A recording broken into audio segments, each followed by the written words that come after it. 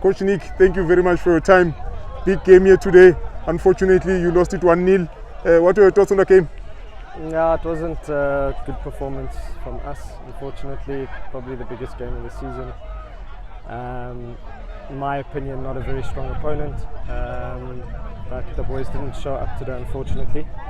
So, yeah, we probably maybe didn't deserve to lose a game. Goalkeeper makes a bit of an error. We have two big chances. Their keeper makes two big saves. Unfortunately, that's how football works. Today, you seem to play the balls long and fought for the second ball. Was that the approach for today's game, or it's something that happened during the course of the game, something imposed by the opponent? Well, I mean, we've got a first team in Spartak that are playing very direct at the moment. They're winning the league, so we're trying to filter that down within the philosophy of the club to force issues, to be an aggressive team. But if you look at the field, also it's very bumpy. So trying to play in their half more so is probably what we would like to see. But basics let us down. Not being able to control the ball, not being able to kick the ball, not being able to get into the right areas. So unfortunately, that's it. In the first half, I heard you trying to push the boys, telling them to add more numbers into the box. Yeah. Why do you think you were putting the ball in those areas, but the numbers were just not there to support the second ball? It's a problem not only with our team. I think it's a problem in South African football. We don't add numbers into the box. You're only going to score if you get into the box. So wingers need to join on the opposite side. Midfielders need to add. So I think boys tend to watch the ball instead of actually, get into the box. It's unfortunately an issue with our team, and I think it was better in the second half. We gave them a little bit more,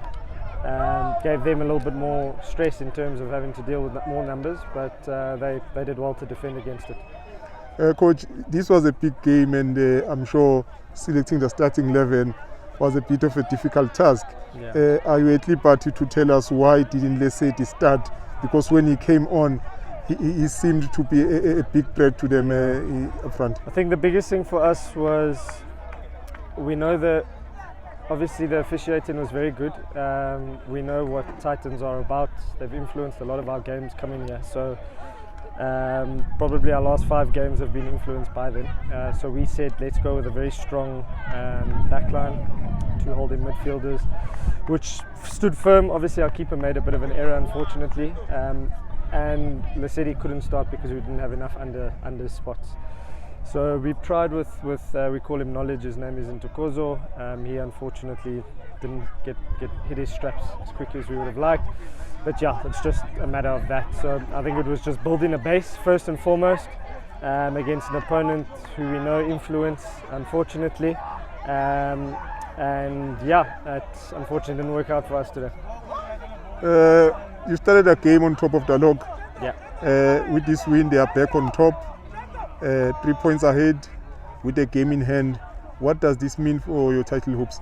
It's probably done. We didn't lose the title today. We lost the title when we were cheated here against Mawa, when we were cheated against Wanderers. Referees left with the owner of Titans. So it's unfortunate. That's how football works in South Africa, and that's why we're number 70 something in the world, because of issues like this. So that again, the league wasn't lost today. It was lost by unfortunate incidences that's already happened in the last couple of weeks. Coach, thank you very much for your time, and all the best in the upcoming games. Cheers, thank you.